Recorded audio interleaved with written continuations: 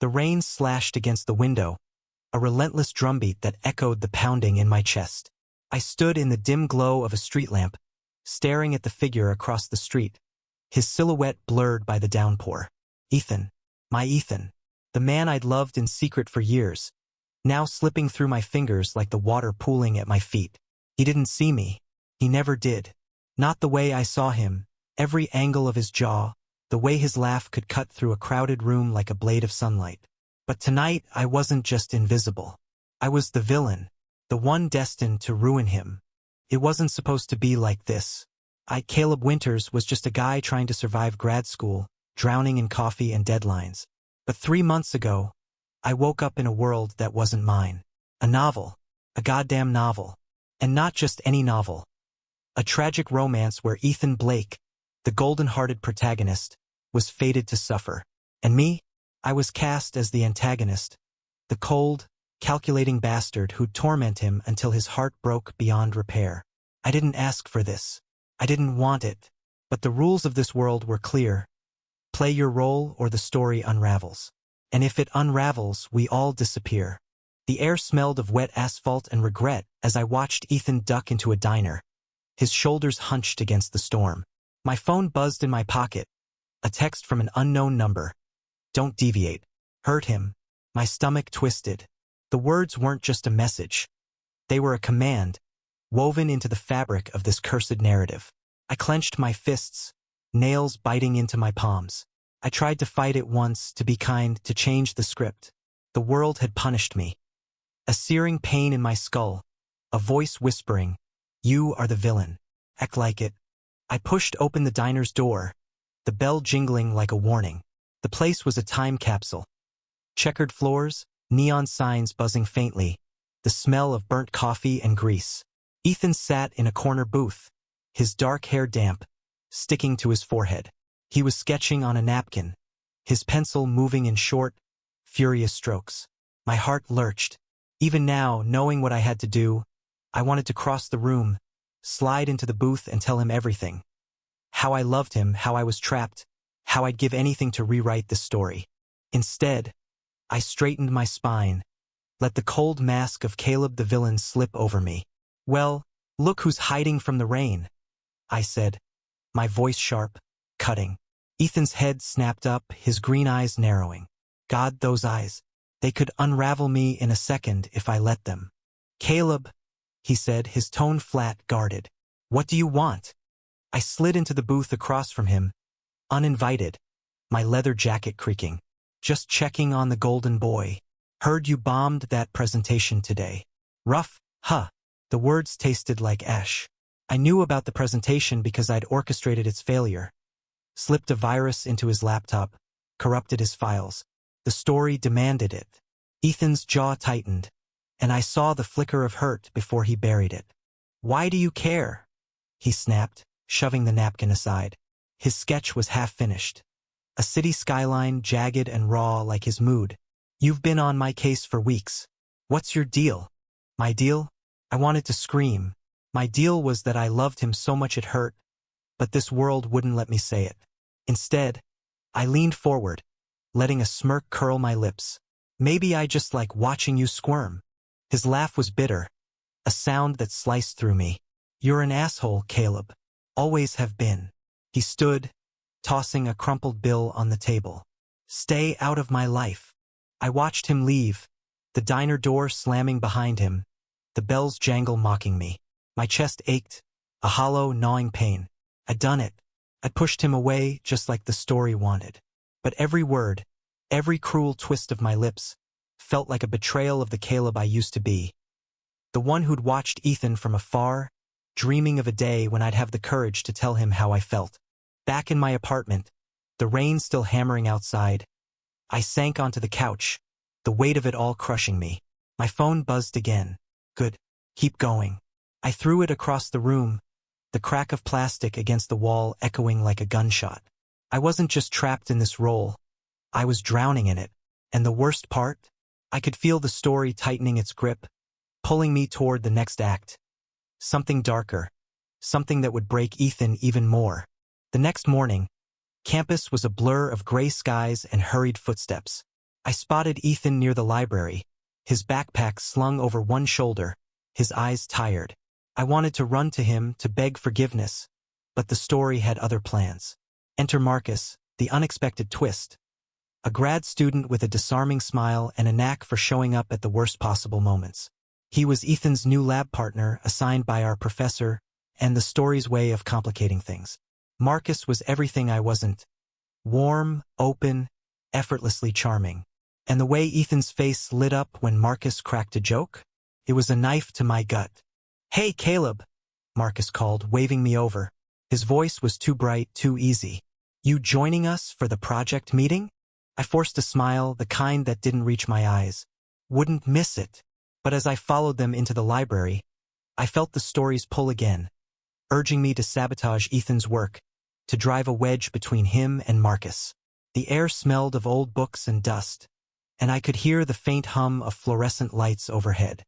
My hands shook as I pulled out my notebook, pretending to care about the project while my mind screamed for a way out. That night, I stood outside Ethan's dorm, the cold biting through my jacket. I'd slipped a fake email into his inbox, one that looked like it came from Marcus, accusing Ethan of slacking. It was cruel, petty, and perfectly in character for the villain. But as I lingered in the shadows, watching Ethan's window, I heard a sound. A soft, choked sob. My heart stopped. Was he crying? Because of me? I pressed my hand against the brick wall, the rough texture grounding me as guilt clawed at my chest. I wanted to climb the fire escape, knock on his window, tell him I was sorry. But the story wouldn't let me. It never would. By the end of the week, Ethan was unraveling. His grades were slipping, his confidence shaken. Marcus, oblivious to the fake email, was pulling away, confused by Ethan's sudden distance. And me? I was the puppet, dancing on the story's strings, hating every second of it. But something was shifting. I could feel it. A glitch, a crack in the narrative. The more I fought my role, the more the world seemed to flicker, like a TV screen losing signal. Maybe, just maybe, there was a way to break free. But at what cost? And would Ethan ever forgive me if he knew the truth? The campus quad was alive with the crunch of fallen leaves and the distant hum of a busker's guitar. But all I could hear was the echo of Ethan's sob from last night.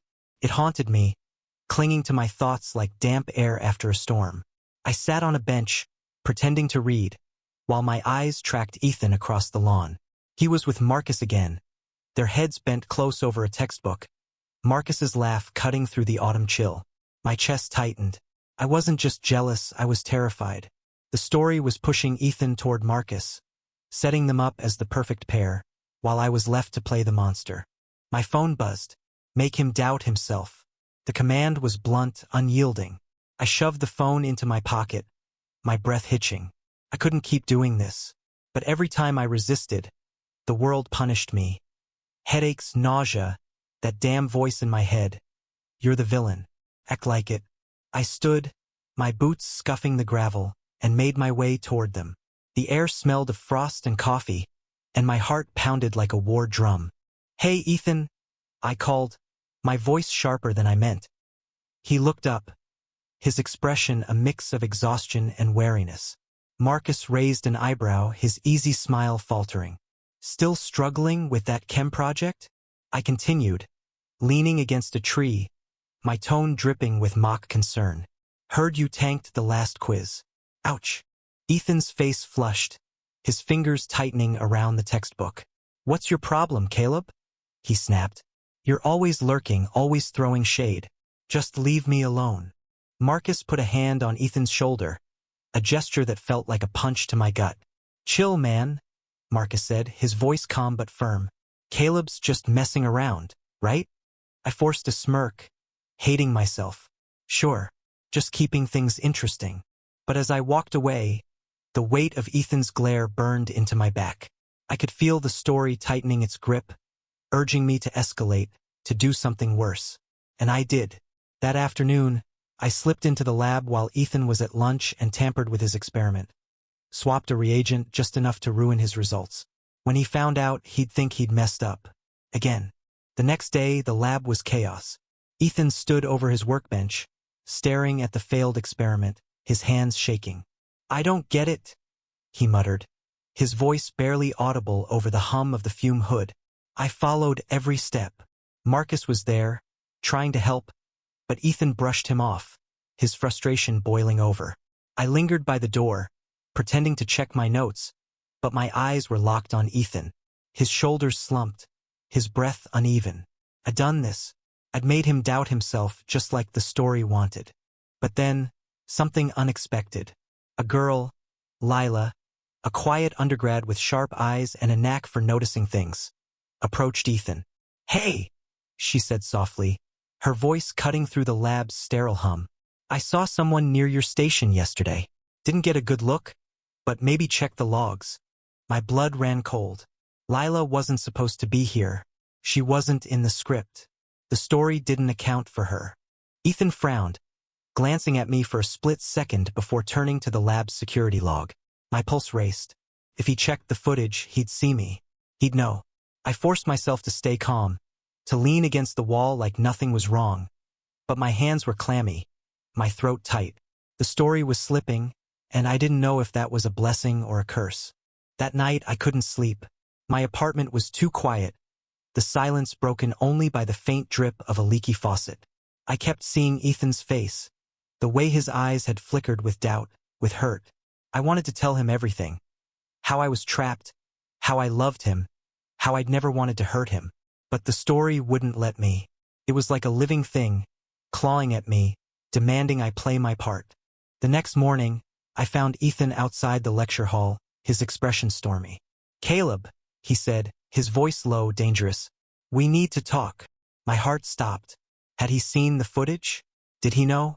I followed him to a quiet corner of the quad, the air thick with the scent of pine and morning dew.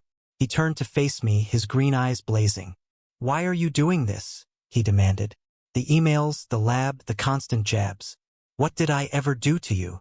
I opened my mouth, but no words came. I wanted to scream the truth, to beg for forgiveness, but the story's grip was too strong. Instead, I laughed. A cold, hollow sound that made my skin crawl. "Maybe I just don't like you, Blake." His face crumpled, just for a moment, before he steeled himself. "You're pathetic," he said, his voice breaking. He walked away, leaving me standing there, the wind stinging my face. I felt like I was falling, spiraling into a void where the real Caleb, the one who loved Ethan, was drowning. That night I got another text. "Push harder. Break him." I stared at the words, my vision blurring. I couldn't do this anymore. But as I sat on my bed, the room spinning, I felt it again, that flicker, that glitch in the story. The air shimmered, like heat rising off pavement, and for a moment, I swore I heard a voice. Not the story's, but my own, whispering, "Fight back." I didn't know how, but I knew I had to try. For Ethan. For me. For a chance at something real. The library was a tomb, all hushed whispers and the faint creak of old wood. I sat at a corner table, my laptop open but untouched, my eyes fixed on Ethan across the room. He was alone, his head bowed over a stack of books, his fingers tracing lines of text with a kind of desperate focus. The fluorescent lights cast harsh shadows under his eyes, and I could hear the soft scratch of his pencil, the occasional sigh that broke the silence. I'd done this to him. I'd turned his life into a battlefield, and the guilt was a weight I couldn't shake. My phone vibrated, the screen glowing with another command. Expose him. Ruin his reputation. My stomach churned. The story wanted me to go nuclear, to leak a secret, to humiliate Ethan in front of everyone. I knew his secret, of course. I'd known it since the day I woke up in this novel. Ethan was gay, closeted, terrified of anyone finding out. The story wanted me to weaponize that, to out him in the cruelest way possible. I gripped the edge of the table, my knuckles white. Couldn't. I wouldn't. But the story didn't care about my refusal. The air grew heavy, the room tilting as that familiar pain stabbed through my skull. "Do it," the voice hissed. I pressed my palms to my temples, trying to block it out, but it was relentless. I stumbled to my feet, my chair scraping loudly against the floor. Ethan glanced up, his eyes meeting mine for a split second before he looked away, his jaw tight. I wanted to run to him, to fall to my knees and confess everything. But my body moved on its own. carrying me out of the library and into the cold night air. Outside, the campus was quiet, the only sound the rustle of leaves skittering across the pavement. I leaned against a lamppost, my breath fogging in the chill. That's when Lila appeared, her sneakers soft against the sidewalk. "Caleb," she said, her voice cautious but firm. "I know it was you in the lab." My heart stopped. "What are you talking about?" I said, my voice too sharp, too defensive. She crossed her arms, her eyes narrowing. "I checked the logs. You were there when Ethan's experiment was sabotaged. And I saw you lurking around his dorm last week. What's going on?" I wanted to lie, to brush her off, but the glitch in the story, the flicker I'd felt before, was back, stronger now. The world shimmered, the edges of my vision blurring. For a moment, I felt free, like I could say the truth. "Lila," I started, my voice trembling. "It's not what you think. I'm trapped." Her brow furrowed, but before she could respond, the story snapped back into place, the pain in my head flaring. I gasped, doubling over. "Forget it," I muttered, pushing past her. "Just stay out of it." But as I walked away, I could feel her eyes on me, and I knew she wouldn't let it go. Lila was a wild card, a variable the story hadn't planned for, and that gave me hope. The next day, the story pushed harder. I found myself in the lecture hall, a USB drive in my pocket with a fake email chain, fabricated messages that would out Ethan to the entire department. My hands shook as I plugged it into the professor's computer, the hum of the projector filling the room. I could hear Ethan's voice behind me, laughing with Marcus, oblivious to what was coming. My chest ached, a raw, tearing pain. I couldn't do this. I wouldn't. But my fingers moved, clicking through folders, uploading the file. The story was winning. Just as I hit send, the door burst open, and Lila stormed in, her face flushed. "Stop!" she shouted, drawing every eye in the room. Ethan froze, his laughter dying. "Caleb, what the hell are you doing?" The room spun. The story screamed in my head, but Lila's voice was louder, cutting through the haze. "He's trying to sabotage Ethan," she said, her voice steady despite the tremor in her hands. "I have proof." She held up her phone, a video playing, grainy footage of me in the lab, tampering with Ethan's experiment. Ethan's face went pale, his eyes locking onto mine. "Caleb?" he whispered, his voice breaking. "Why?" I opened my mouth, but the words wouldn't come. The story was choking me, but Lila's intervention had cracked it open. Just enough. I yanked the USB drive from the computer, my hands shaking. "I'm sorry," I managed, my voice raw. "I didn't want this." I ran, the sound of my footsteps echoing in the hall, the story's voice screaming in my head.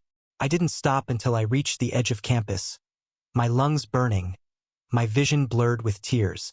I collapsed against a tree, the bark rough against my palms. I'd almost destroyed him. I'd almost lost him for good. That night, I found Ethan at the diner again, the same neon glow, the same burnt coffee smell. He was alone, staring at his untouched coffee, his face a mask of hurt. I slid into the booth across from him, my heart pounding. "Ethan," I said, my voice barely above a whisper. "I need to tell you something." He didn't look up. What could you possibly have to say? I took a deep breath, the glitch flickering again, giving me a moment of freedom. "I'm not who you think I am," I said. "I'm trapped in a story, and it's making me hurt you. But I don't want to. I love you." His head snapped up, his eyes wide, searching mine. For a moment, the world was silent. No rain, no diner hum, just us. Then the story roared back, the pain in my head blinding. I gasped, clutching the table, but Ethan's hand shot out, grabbing mine. "Caleb," he said, his voice steady. "Whatever's going on, we'll figure it out. Together." Ethan's hand was warm against mine, anchoring me as the story's voice screamed in my head, demanding I pull away, demanding I hurt him again. But I held on, my fingers trembling, the diner's neon light flickering in his eyes. The air smelled of rain and stale fries, and I could hear the faint clink of dishes in the background, the world holding its breath. "I don't understand," Ethan said, his voice soft but urgent. "What do you mean, a story?" I swallowed, the glitch in the narrative pulsing like a heartbeat. I woke up here 3 months ago, I said, the words spilling out before the story could stop me. In a novel, you're the protagonist, Ethan, the hero, and I'm the villain. I'm supposed to ruin your life, but I can't. Not anymore. Because I love you. His eyes widened, a storm of confusion and something else. Hope, swirling in them. He didn't let go of my hand. Caleb, he said, his voice breaking. This sounds insane, but I believe you. I don't know why, but I do. The story fought back, a searing pain ripping through me. I gasped, my vision blurring, but Ethan's grip tightened. Stay with me, he said, his voice a lifeline. Whatever this is, we'll fight it. For the first time, I felt like I wasn't alone. The glitch was growing, the story's control slipping, and Ethan was my anchor. The next day, we met Lila at the library, her eyes sharp and determined. She'd seen too much, heard too much, to dismiss my story as madness. I've been digging, she said, spreading out a stack of notes. There's something weird about this campus. Old articles, rumors about students disappearing, like they were erased. Her voice dropped, her fingers brushing a faded newspaper clipping. I think you're right, Caleb. This place isn't normal. The air smelled of dust and ink, the library's silence pressing in around us.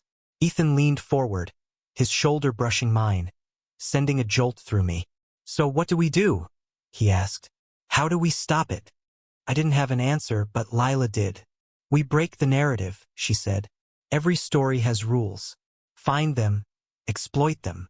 Her eyes met mine, a challenge. You're the villain, right? Use that. Turn it against the story. The idea was reckless, impossible, but it sparked something in me. I've been fighting the role, but what if I embraced it? What if I played the villain so well I broke the script entirely? That night, I sat in my apartment, the rain drumming against the windows, and made a plan. The story wanted me to destroy Ethan's life, to out him, to isolate him. Fine. I'd do it, but on my terms. The next morning, I leaked the fake email chain, but I altered it. Instead of outing Ethan, I framed myself, making it look like I'd been spreading lies about him out of jealousy. The department erupted, whispers following me like shadows. Ethan found me outside the lecture hall, his face a mix of anger and relief. You did this? He asked, holding up his phone, the email chain glaring on the screen. Yeah, I said, my voice steady despite the story's screams in my head. I had to. It's the only way to break the cycle. I stepped closer, the air between us electric. I'm done hurting you, Ethan. I'd rather destroy myself. But the story wasn't done. That night, my phone buzzed with a final command. End it. Kill him. My blood ran cold. The narrative was escalating, demanding the ultimate betrayal. I found Ethan at the diner, his sketchbook open, his pencil moving in soft, hesitant strokes. I slid into the booth, my hands shaking. We're running out of time, I said.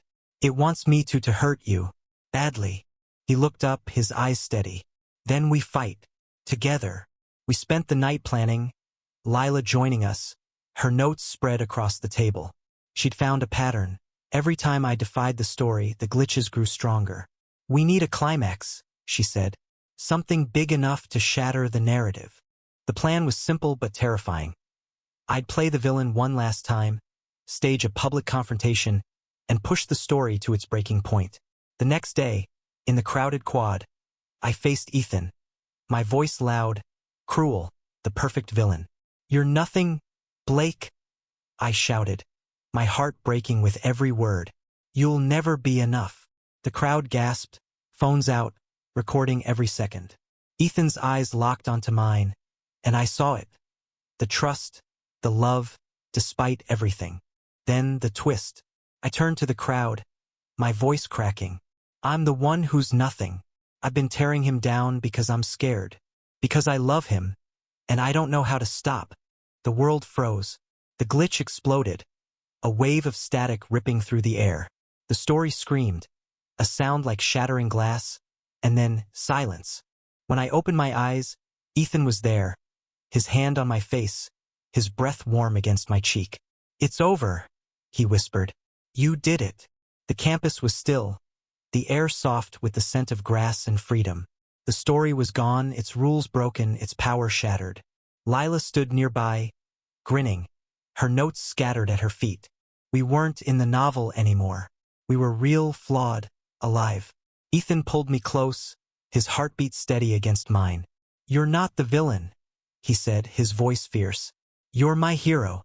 And as the sun broke through the clouds, casting golden light across the quad, I realized the truth. Love wasn't just a feeling. It was a rebellion, a force strong enough to rewrite the world. We'd fought the story and won, not because we were perfect, but because we refused to let go. And in that moment, I knew, no matter what came next, we'd face it together.